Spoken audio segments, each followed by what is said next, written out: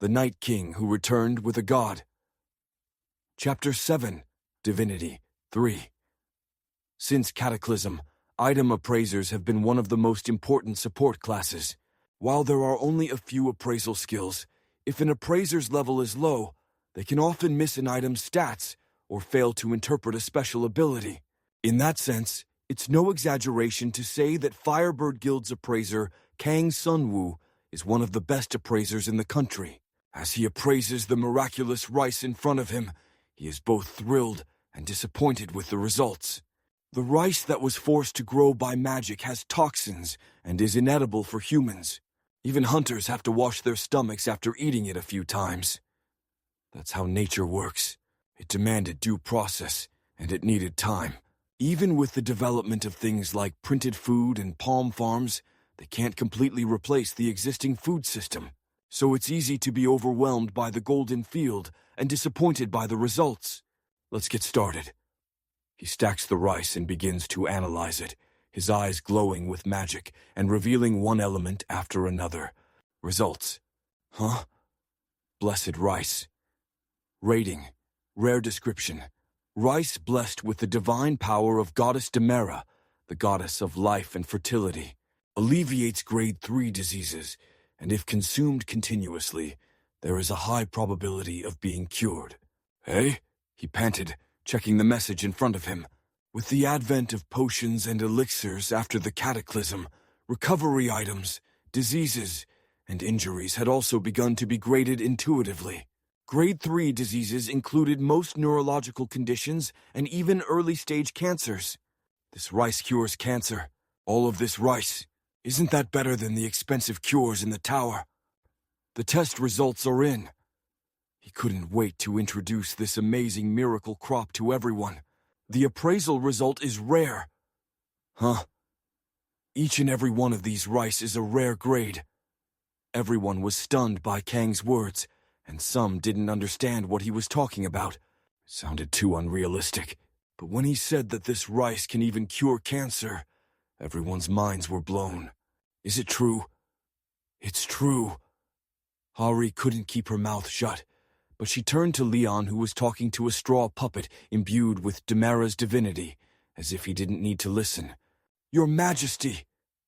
Insolence! This king, a priest, is talking to a goddess. I'm sorry. I have committed a sin worthy of death. It's all right. How can a mere mortal know how to treat a goddess? The voice was merciful, like when she heard Leon's voice at the Black Gate, and it had encouraged her, and she felt warm inside just hearing it. Since Demera says so, I will forgive you this one time. Yes. She bowed her flat head and looked at the two of them. The straw doll was becoming limp. I think I've done my part now, and I'll go back to sleep. Thank you. The grace of the Earth Mother Goddess. I will always swallow it sweetly. Ah, this mother has one last nagging word. The divine voice sounded strained, as if it had suddenly lost its strength. Inhabiting the doll, she spoke to her champion one last time. Don't go off and starve. With that, the straw doll collapsed, and Leon closed his eyes and reflected on the Earth Mother's grace. After what seemed like an eternity, the flat-faced Hari cautiously raised her head. That, Your Majesty, what is this? Divinity. Divinity. What do you mean? Are there no gods in this world? Hari didn't know how to answer Leon's question. Of course there are religions on Earth. Jehovah, Allah Buddha. Isn't Buddha a god? Whatever. Religion exists, but she'd be careful about saying that God exists. Sure, religious people will say that God exists, but whether they can prove that God is real, as they just witnessed, is another matter. The gods of Earth's religions claim to be real only in their doctrines, not in their miracles, as Leon demonstrated. Well, I don't know. This is divinity, a pantheon of burdens. The right life and world is one of harmony with the divine, and you Earthlings should follow suit. Han Hari wondered if that was even possible. The Earth was already in the grip of the established religions. Their exclusivity toward other religions is understandable. Even relatively mild-mannered Protestants enter other people's temples on fictional holidays, trampling on the ground and desecrating shrines. But what's in front of them was a real god demonstrating a miracle. Hari feels a strange sense of trust in this strange, anachronistic king. Could they really have brought someone so extraordinary through the gates that he would change the world? Cut the rice, bow in gratitude to Demera, and let the crop fulfill its rightful role. Leon had them cook rice from the blessed rice that sprouted in the middle of the Hunan plains. There were 3 hours left before the Firebird Guild's right to capture the Hunan Plains gate expired. No way. Kim Jin-soo swallowed hard as he looked at the system message that flashed before his eyes. Cooked blessed rice. The fact that steaming white rice appeared in the awakened system window was bizarre, but the information the appraisal showed was shocking. 100 health regeneration per minute, 50 mana regeneration per minute. Duration, 8 hours. Crazy. He couldn't believe that rice gave a buff, and even then, the effect was massive. This is almost like a passive buff. This was exactly what he expected from a 3,000,001 per bottle potion that didn't perform horribly for the price. Hari approached with a mouthful of pork belly on air rice. Eat and tell me how you feel. Hari swallowed hard and finally spoke. Chief, this is awesome. What is it? It stacks. What? Kim Jin-soo's ears perked up. I'm just curious. Have you ever eaten bugs that grew in a rice field besides rice? Worms. Quick, how could she think of eating a worm? I ate them and they nested. Really? Kim Jin-soo was dumbfounded, but he looked toward the rice paddies. Not only rice grows in the paddy field, there are deer worms that nibble on the growing rice and insects that feed on it. If that blessing is an area-wide blessing for the entire land, it wouldn't be strange if all life was blessed, not just the rice. Greed burned in the eyes of the hunters who were about to enter the gate. They risked their lives to capture the gate, and although government hunters were given a minimal amount of enhancements, it was minimal. For a salaryman, a few million won in enhancements is a last resort, but now there were free buffs everywhere. It was like eating bugs.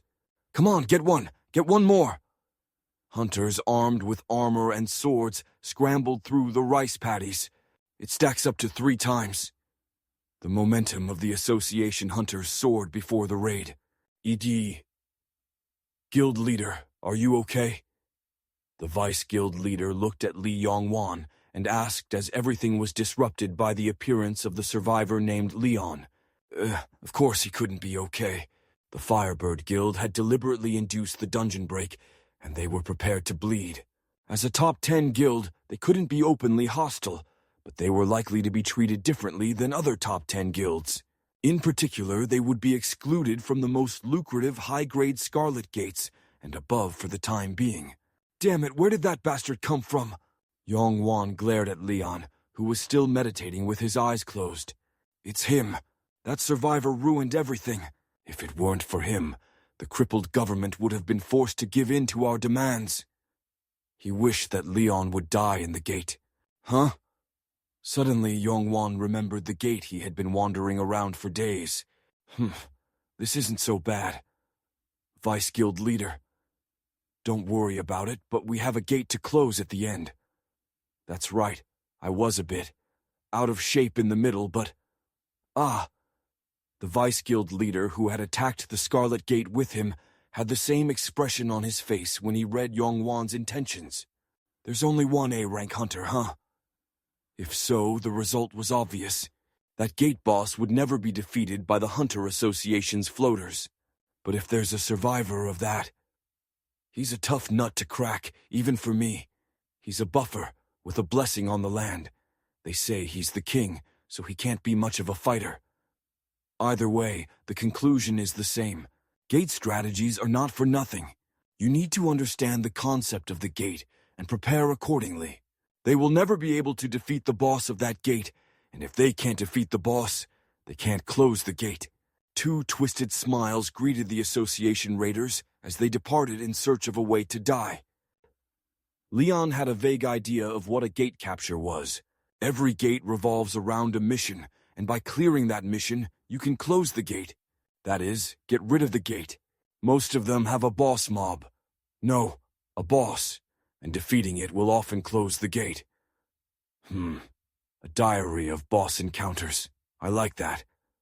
Ah. Hari didn't know how to answer, so she remained silent. I've heard that those birds have been attacked before, but there are quite a few monsters, aren't there? Leon said, looking at Kim Jin-soo and the association hunters fighting at the front as skeletons had been charging at them from the gate, armed with swords and shields. That's a feature of this gate. A feature? Yes. In most gates, the total number of monsters can be reduced, but in special cases, such as skeletons, zombies, demons, they respawn indefinitely as long as the boss monster remains intact. I see. So it will only end when the boss is defeated. I understand. Hari guessed that this was a command gate and that there would be a commander controlling the skeletons. Kim Jin-soo thought so too, and as a rule of thumb, the odds were in their favor. If there's a high probability, does that mean that other things will appear with a low probability? Yes. For example, a very powerful commander. Just as Hari was about to explain more. Ki, e, e, e, e, e, e, e, e, e. A bizarre ringing sound that seemed to tear at the eardrums was heard. What? Chief Kim Jin-soo and Deputy Hari turned pale. The other association hunters did the same. Lee Yong-wan, you son of a bitch, why didn't you tell me that? Dungeon break begins.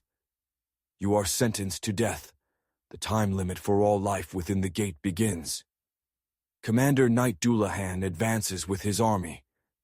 Defeat Commander Doulahan. Time remaining, 3 hours, 0 minutes. From the beginning of the dungeon break, the entire army has begun to march toward the capture point.